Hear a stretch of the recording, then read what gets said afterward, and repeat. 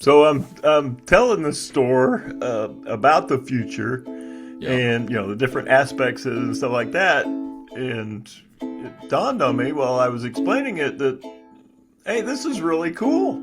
Welcome to It Doesn't Take a Genius. Ramsey. Marshall, wonderful to talk to you yet again. I am I mean this is gonna almost sound like we're bragging in this episode, but I'm kind of okay with it because we've seen so many things work that I think this is something people need to hear for their companies, whether they hire us or not. They Oh need to yeah, do something like this. yeah. If you don't do it with us, just do it yourself. Do it with somebody Yep. else. Do it. Yep. It's just, and even if you didn't do the whole program, if you just did some elements of it, Yes. you could Yeah. take each individual element about this workshop series we're about to discuss, and just do that, and it would be wildly beneficial for your up and coming your employees, your team members who want to be more and do more. So give us a little bit of a setup on sort of how this came about. Actually, let me tell the first part of the story. Now that I say that, because I was there for the birth phone call that led to this. We're talking to one of our clients. We do some regular training work with them. I'm talking to one of the executives on the phone who was sort of new to his role, and he said we really need some leadership training. Like we're growing, we're going to need new leaders, and we need some new general managers who can run some of our locations. We need to be training up the next generation of those leaders. And I just this is my one thing that I've done successful over the last 5 years, perhaps. But I said, Mike Marshall was the one person doing leadership training for general managers of Porsche dealerships, stores, centers. And next thing you know, we're doing what we call Top Gun for this client, which is for new and aspiring general managers. And it was going so well that that same executive said, you know, we're now going to need the next generation of managers, not just the general managers, but the managers. So we need a class for new and aspiring managers, and enter what we've called the future. You want to tell us about it? Oh yeah, the idea was piloted in a dealership. Yeah.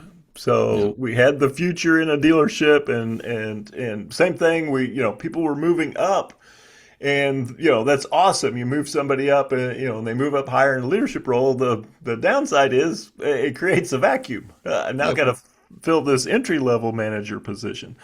And so we were working in this store, wonderful store, and we said, well, let's get together some frontline team members who that you've identified want to be more and do more, and let's work with them on a monthly basis. And somehow somebody named it the future, and which we started our meetings off back then. We'd get all together, and we'd always start off with, okay, do you know why you're here? And they would laugh and they would go, yeah, we're the future. Like, yeah, that's it. And so, when our client said, let's do this on a large scale across multiple dealerships, it was just, okay, let's take this and flesh it out. What would, if you had a blank piece of paper and you could say, all right, I want to take, frontline team members, high potential, high energy, highly focused, and provide them with some basic skills that would prepare them for leadership, prepare them for management. What would you do? And we came up with the future. Mm-hmm. And even before the class started, there was some really amazing things that happened. Right. And one of them was, the question becomes, well, who gets in? Mm-hmm. We have a limited number of spots in the future class. Who gets in? How do you decide that?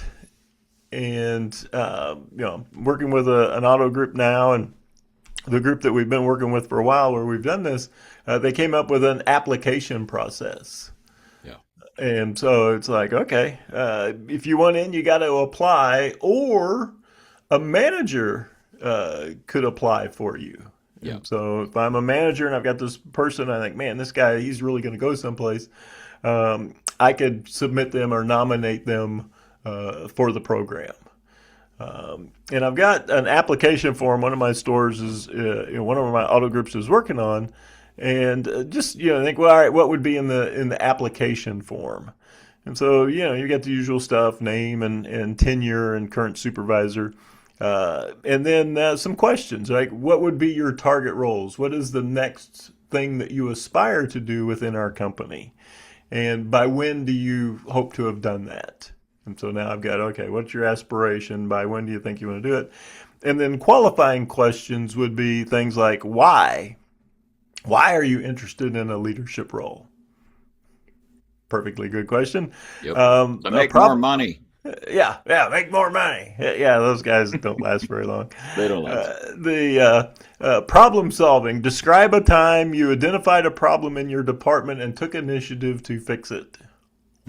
Oh, that's a good question. Team impact. How do you currently support the success of your teammates? A growth mindset. What is one leadership skill that you're eager to learn? And then personal development. What are you currently doing? Listening to podcasts, taking classes, reading books to better yourself personally or professionally. And of course, these questions are so solid that they're useful for the folks who don't get into the future. It gives them some insight into the kind of person they need to be becoming to advance in the company.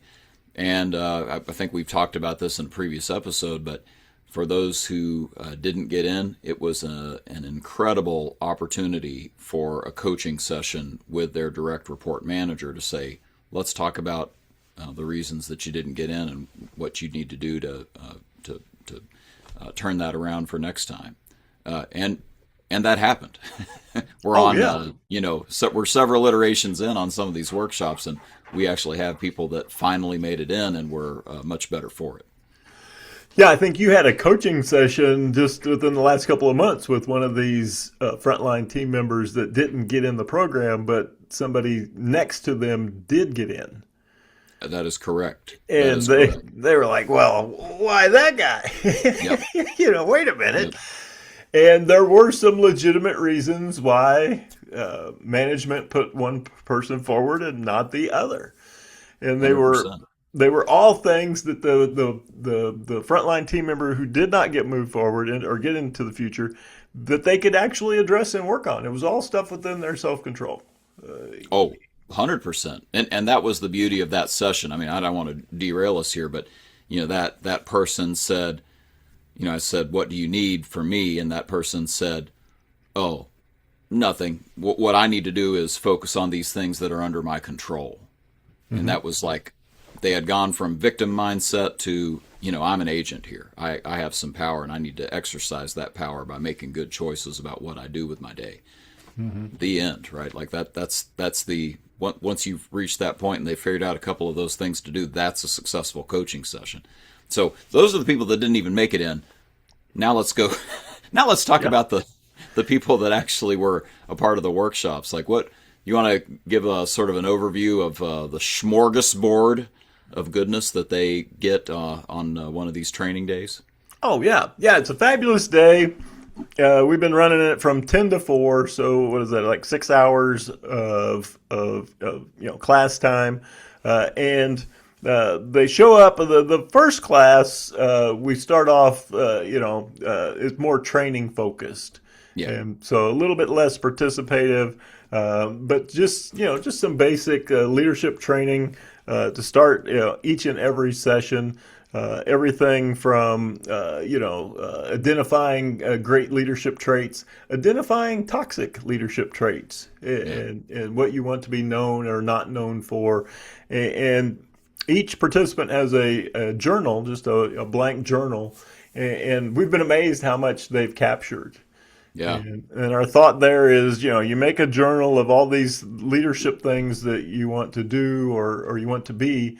And when you're actually put in the position, you now have a reference manual to go back to. Right. of your own notes and ideas to help you.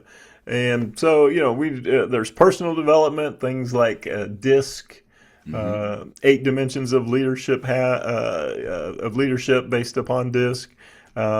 And then just some basic leadership type courses applicable no matter where you're at in any organization. So just a lot of basic training, which is well received. The other thing that they have is we have book club, and that's been that's been wild. So people have A new world for some people. yeah, they have to read a book.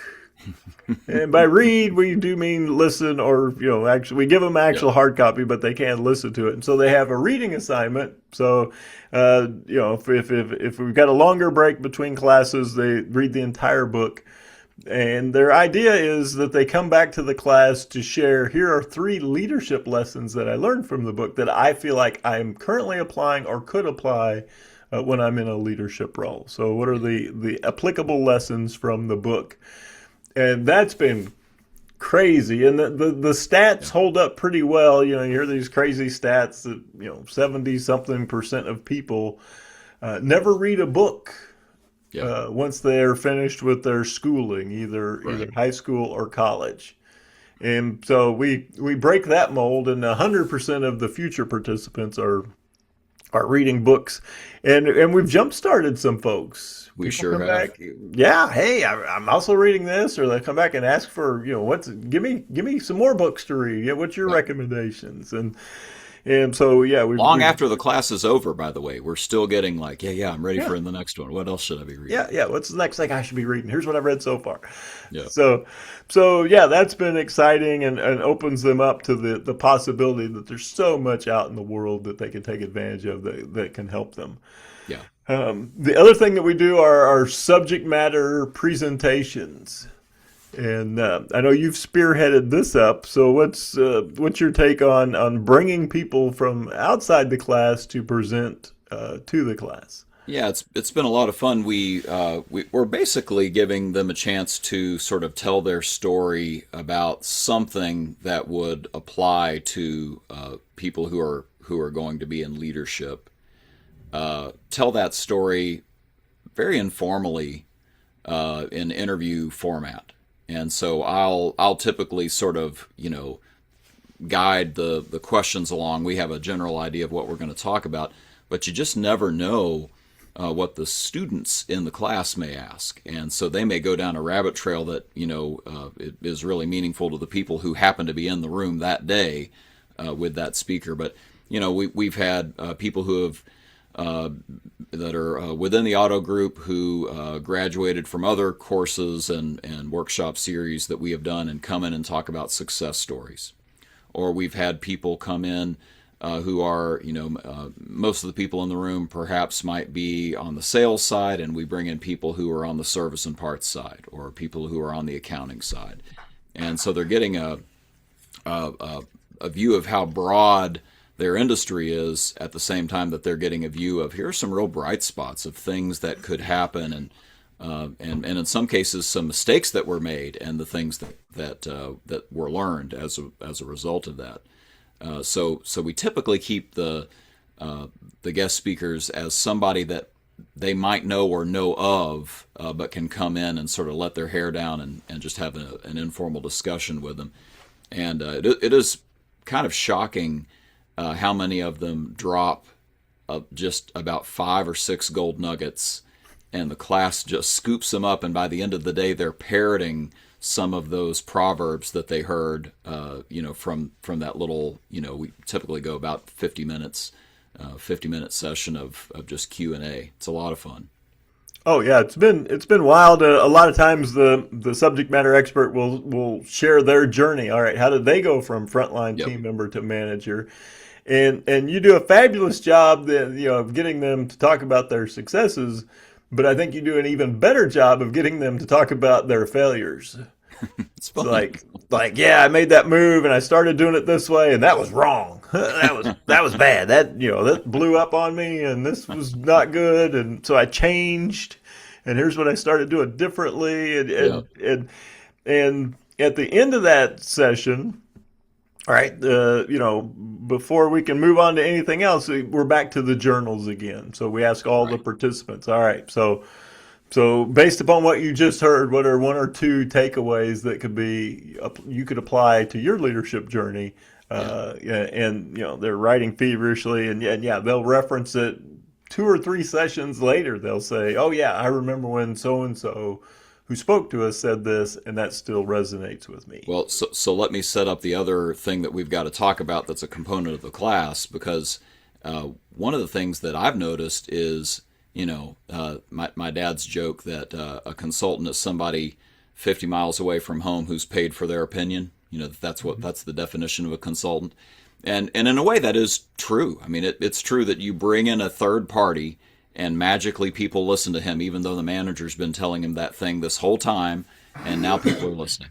Well, there's a sort of an inverse of that, which is I'm only going to listen to people who have been in the trenches with me.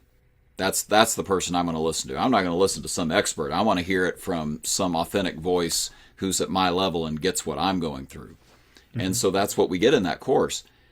Now, those nuggets are so good that they, like you say, they get woven in and out of the subject matter that we're teaching and training on for session after session after session, including the work that they do in store, making use of all of these tools. So why don't you tell them about the capstone?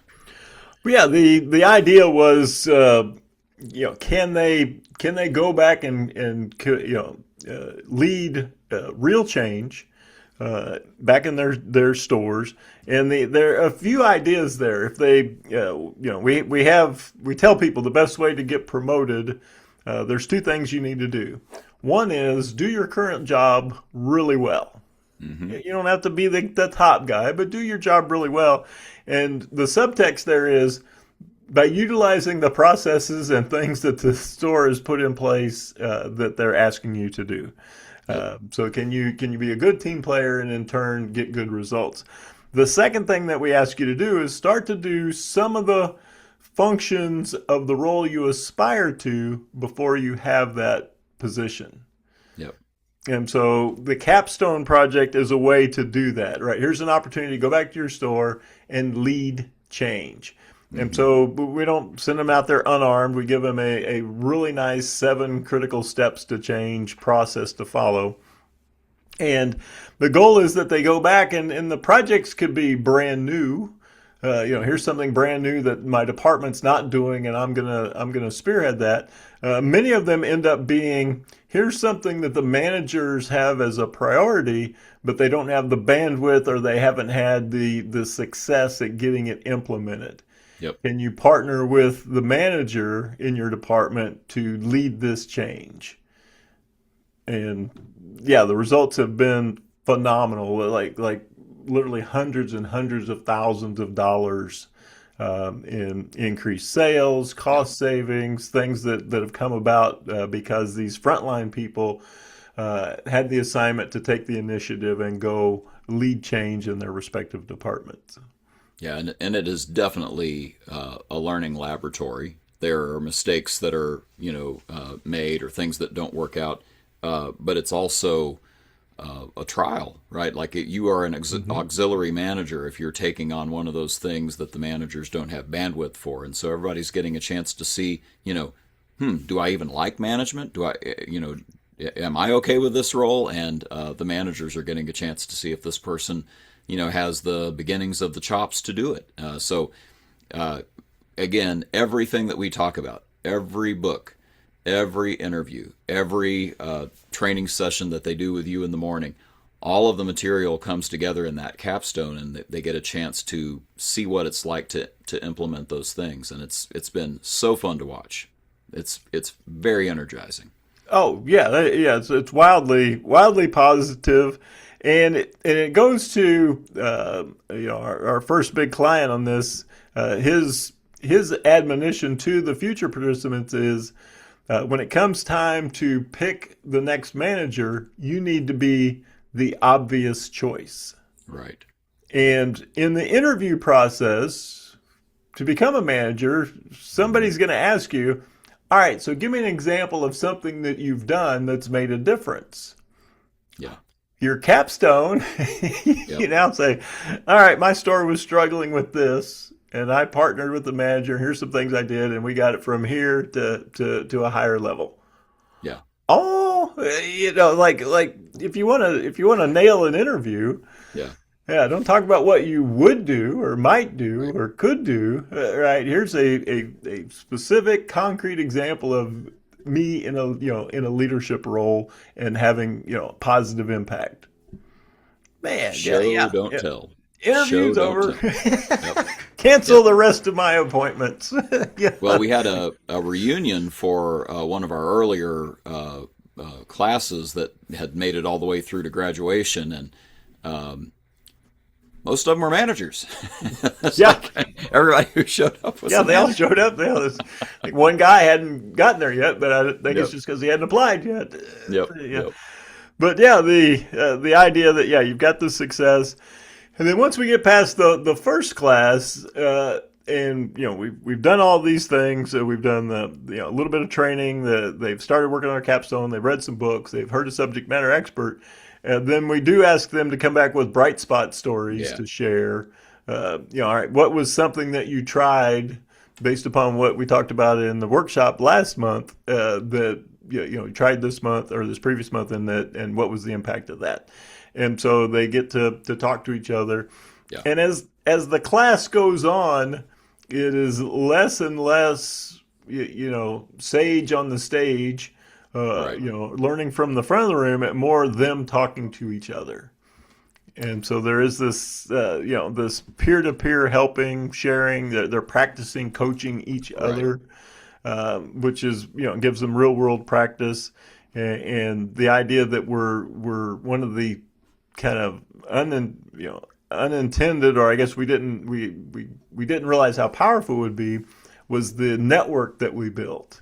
Yeah. Where you've got all these people who now have friends and connections of people that they can talk to about issues or things that they're wanting to do that can give them a different perspective on that. And you and I knew that I mean, deep down we knew that would be the case if it was allowed to happen, because we've been to so many training events over the years ourselves, and we know a phenomenal fraternity of people who do the kind of work we do, mainly with automotive. We always ask them to just let us talk to each other. Can we just talk? Can you just give us a block of time where we talk? And towards the end of some of our OEM work, we were getting that opportunity. But I remember early on, they just didn't want, let's just make sure it's an expert up there on the stage. Let's hire somebody. Let's bring in an outsider who can really give everybody the expertise needed. And it turned out the expertise was in the room. We just needed a chance to raise our hand and say, I'm having trouble with this issue. Has anybody felt that and has come up with a solution? And lo and behold, there was somebody in the room who had it. And so we would typically have to talk to them on bathroom breaks, when we were, before the session began, and then we sat through a lecture. Well, we never make that mistake in our workshops. We have it built in that we're doing bright spots right from the get-go, where people are raising their hands saying, I had a win, let me tell you about it. And people would talk to them over our breaks and over the lunch breaks and in the room while our sessions were going. It's a huge part of our success. In fact, we're going to do a follow-up episode just talking about how you do bright spots and making that work. But huge part of the success of the future. And this is you're so spot on. This has been fantastic. And so you need to call us immediately and schedule us to do this in your organization. That's right. Yeah. Or Or what if you just did any portion of any one of those elements in your organization? If you just think about it. If you got the newer people in your organization, the people who've said, I want to be more and do more. I'm not going to stay at this current level. I've got aspirations.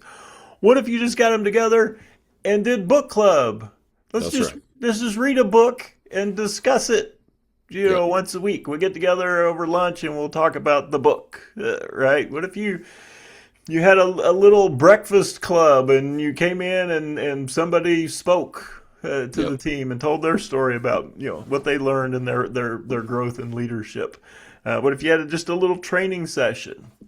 Right, a little project, right? Where you tap people and say, "This is not a big thing, but I need you to be in charge of the committee for the Christmas party or something like that." So, Yep. so just tapping people for some leadership opportunities at a small scale. Uh, you can do any one of those things, That's right. and it would make an impact. And in this case, we've been truly blessed with clients who see the big picture, who see the future, and Hmm. they're willing to invest in a comprehensive program that does all of these things at one time. Yeah, I want to say two more things, and then I'll be done. The first is you absolutely could and should do elements of this at your price point, at your resource allocation level, to where you can peel away for a weekly book club or a monthly breakfast luncheon or a project that you cut somebody loose on and sort of tap them to be in charge of as an auxiliary manager. What our clients tell us, and this is the closest I'll get to being salesy, is it's not just the clients, but the participants will come up to us and say, "We get that this is an investment. We really appreciate that headquarters, that corporate is saying, man, let's pay to bring these guys in. There's travel costs and lodging costs and materials and supplies that we bring, and we make it nice, and so it looks like an investment." And what I've learned is that a lot of our employees of our clients really appreciate the fact that they're being invested in. And so there is something to that, bringing in a program like this, that your people, they need to recognize that you're doing this to invest in your people, and they appreciate that. Oh yeah. Um, Well, yeah, well, go you ahead. hear Go all, ahead. you hear all the time, right? Right. These young people, they all want to start at the top. Right. Right, That's right. a misnomer. It's not They true. do, they don't want to start at the top, but they absolutely want to know if you have a path to get them to the top. Yep. Right. What are the steps in my development, and have you clearly thought that out as an organization that's trying to hire me? And this is one of those things where every organization, we treat you like family, and we promote from within, and loyalty, and yeah, that's fantastic words. Right. Give me an example of you investing in people to make it more likely that you can promote from within. That's right. Oh, okay. Give me a path, right? What are you going to do for me? I'm Yeah. not going to be a cashier or the receptionist or this frontline service provider my whole life. I see bigger things, in my future. Yep. What is your path? What is your plan to help me get there? And Yeah. for companies that don't have that, right? It's Hmm. just empty words. For companies that say, "Oh, yeah, we actually have a program, and here's what Yep. it looks like, and here's how you get into it, and here's what the expectations are upon you Yeah. if you want to participate." At the very least, that's the other thing I wanted to say, is that at the very least, a program like this shows that there's a light at the end of the tunnel, right? For people who are feeling like they're stuck in a job. But the thing is, there may be a light at the end of the tunnel, but they're in the tunnel. They're already on the train track. And it's kind of an irony that the course is called The Future, right? Because sure, it's the future of our management team, perhaps. It's the future of our upper leadership, but it's our current employees. Hmm. I'm part of a church that is part of a network, and they put on a youth rally every year. And I don't know, maybe 10 years ago, they brought in a fella who said, some people are saying that when you look out and see all you teenagers, that you're looking at the future of the church. And that is a lie. You are not the future of the church. You are literally the church. That is the whole point, is that you're already here. You're already a part of this thing. And so the beauty of courses, workshop series like the future is that you are impacting all the places, all the workplaces where those people are going back to right now, today, right? The person comes back different and interacts with people differently. They start working on projects that change the workplaces and the teams for the better. And sure, they're growing in their leadership and becoming better, but it's having an impact right away. So that's the beauty of the whole thing. So I'm done. I'll shut up. The future is now. That's right. So true. I'll wrap it up with a little testimonial from one of our future participants. This participant writes, I would not have expected that a few hours every month could have such a disproportionate and profound impact on my professional growth and personality. Wow. Nice. Yeah. I said it better myself. It makes a difference. So consider it. If you want to talk more about it, by all means, hit us up in the comments. Email is in the description. We'd love to talk about that. As you can tell, we're very excited and very passionate about this program that we've built and that our clients have allowed us to do. So go ahead and tweet that, or share it any other way you want. As always, there are no rights reserved, no trademarks, no copyrights. Share it if you want to. And join us next time on It Doesn't Take a Genius. That's good enough.